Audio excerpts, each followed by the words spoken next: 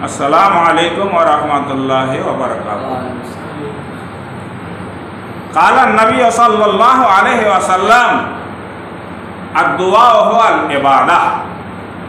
রাসূলুল্লাহ সাল্লাল্লাহু আলাইহি ওয়াসাল্লাম বলেছেন, দুআই হলো মেন ইবাদত, দুআই হলো আসল ইবাদত। তাই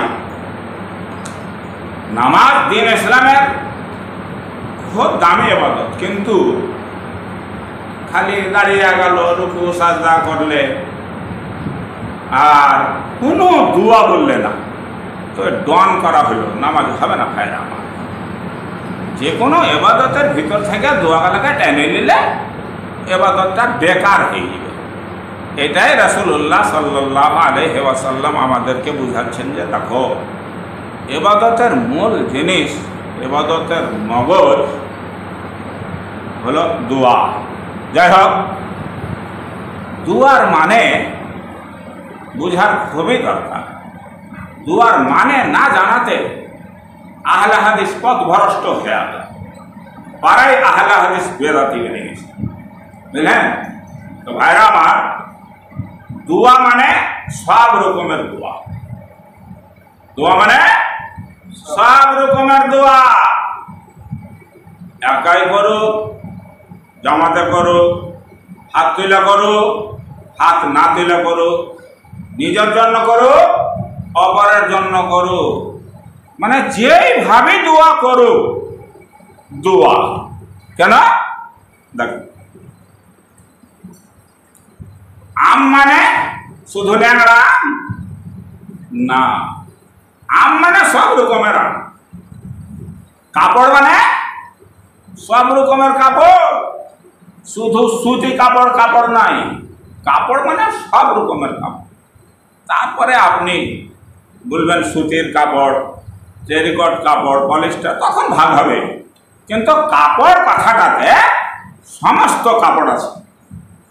হ্যাঁ, যেমন বাঁশ, বাঁশ মানে শুধু তল্লা বাঁশ আর গালা বাঁশ নাই না, সমস্ত রকমের বাঁশ।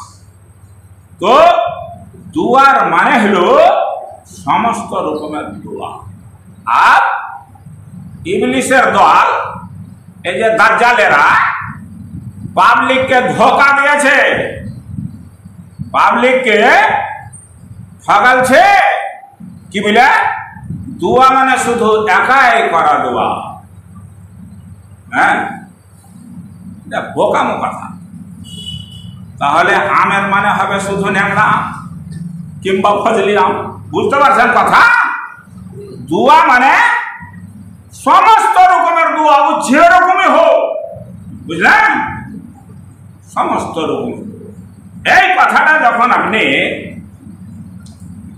মানে নেবেন, তখন কোরআন হাদিসে হাজার হাজার দোয়ার দলিল পাবেন। যেখানে কোনো আয়াত কিংবা কোনো হাদিস দোয়া সম্বন্ধে আসছে আছে, সেটাই দোয়া বলে। দোয়া মানে সব রকমের দোয়া। এই জন্য কোরআন মাজিদে আল্লাহ তাআলা আর হাদিসে রাসূলুল্লাহ সাল্লাল্লাহু আলাইহি ওয়াসাল্লাম দোয়াকে দলবদ্ধ বলেননি। কোরআন হাদিসে দোয়াকে দলবদ্ধ বলা নাই। কেন? দলবদ্ধ বলার তো কোনো দরকারই নাই। দোয়া মানে দোয়া, পথে আকার দোয়া আছে, দলবদ্ধ দোয়া আছে। এই জন্য কোরআন হাদিসে দোয়াকে দলবদ্ধ বলা হয় না। এটা বেদাতির ভাষা, এটা খালি ওই দলবদ্ধ দলবদ্ধ দলবদ্ধ রটিয়ে বেড়েছে। এটা বোকা লোকের ভাষা। আল্লাহ আল্লাহ রাসূল হলেন হাকিম, হিকমতওয়ালা, ওরা ভাষার পণ্ডিত। তাই আল্লাহ জানছেন, রাসূল সাল্লাল্লাহু আলাইহি ওয়াসাল্লাম জানছিলেন যে দোয়া ওয়ার্ডটাতে সব রকমের দোয়া আসবে। এই জন্য কোনো জায়গায় দলবদ্ধ দোয়া বলা হয়নি। এই দেখেন, ইমাম মুসলিম রাহমাতুল্লাহ আলাইহি বাব কায়েম করেছেন, বাবু দোয়া ফিল ইস্তিসকা, ইস্তিসকাতে দোয়া করার বয়ান। দেখেন, পৃথিবীর সমস্ত মুসলমান মানছেন যে ওই ইস্তিসকার নামাজ পড়ে রাসূলুল্লাহ সাল্লাল্লাহু আলাইহি ওয়াসাল্লাম সমস্ত সাহাবা রাদিয়াল্লাহু তাআলা আনহুমকে নিয়ে জামাতে দোয়া করেছিলেন কিনা? কিন্তু ইমাম মুসলিম রাহমাতুল্লাহ আলাইহি দলবদ্ধ দোয়া বললেন না। কি বললেন? শুধু দোয়া। বাবুর দোয়ায় ফিল ইস্তিসকা, ইস্তিসকাতে দোয়া করবেন। তারপরে ফের আরেক বাব বাঁধিয়েছেন কি? বাবু রাফিল আইদি বিদুয়ায়ে ফিল ইস্তিসকা, ইস্তিসকাতে দোয়া করার সময় হাত তোলার বয়ান। তো এই যে দোয়াকে দলবদ্ধ বলছে, এরাই বেদাতি। এটা বেদাতি লোকের ভাষা। দলবদ্ধ বলার কোনো দরকার নেই। দোয়া যেমন চুরি, আরে একটা লোক চুরি করছে, 1000টা লোক চুরি করুক, চুরি কেনা ওরকমের দোয়া। একার দোয়া আর দলের দোয়াতে কোনো ফরক নাই দিন ইসলামে। ওই তো বেধর্মের ঘে কাছে ফরক আছে, বেদিনের ঘে কাছে ফরক আছে। যারা বেদাতি মুলহিদ দিন ইসলামকে টেढ़ा করতে চাইছে, দিন ইসলামকে ধ্বংস করতে চাইছে, তার ঘে কাছে ফরক আছে। বলছে ফরজ নামাজের পরে একাই দোয়া যায়, জামাতে দোয়া না যায়। এই যে ফরক করলে, এ ফরক বেদাত, এ ফরকের কোনো দলিল নাই। দিন ইসলামে একার দোয়া যেমন ঠিক, জামাতের দোয়াও ঠিক। যেখানে একার দোয়া চলবে, জামাতের দোয়া চলবে। যেখানে একাই দোয়া চলবে না, জামাতেরও দোয়া চলবে না। যেমন পায়খানার ঘরে না একাই দোয়া হালাল, আর না জামাতের দোয়া হালাল। তো ভাইরা আমার, এইগুলা সব শয়তান মৌলবীর শয়তানি চক্কর। দলবদ্ধ দোয়া বুঝলেন? এই পেরা পাবলিককে ঠেকেছে। হ্যাঁ, এখানে তো দলবদ্ধর কথা নাই। আয়াতকে হাদিসকে যে বেকার করবে, ইনকার করবে, কাফের বনবে, আয়াত হাদিসের সাথে কুফর করবে, ও যে মুরতাদ হবে, তো পয়েন্ট বের করেছে লাইন। কিন্তু শয়তানি লাইন ওয়াকে কাফের বানাইছে, ওয়াকে মুরতাদ বানাইছে, ওয়াকে জান্দিক বানাইছে, ওয়াকে কমিউনিস্ট বানাইছে। বুঝলেন? হ্যাঁ, রাসূলুল্লাহ সাল্লাল্লাহু আলাইহি ওয়াসাল্লাম হাদিসে যা বলেছেন তাই হয়েছে, দেখতে পাচ্ছি।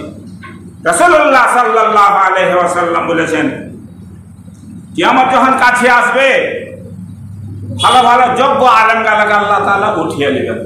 ওই 5.5 গালা বাঁচবে, ইলম নাই, কিন্তু লোক আসবে ফতোয়া চাইতে, সম্মান বাঁচাবার লেগে ফতোয়া দেবে।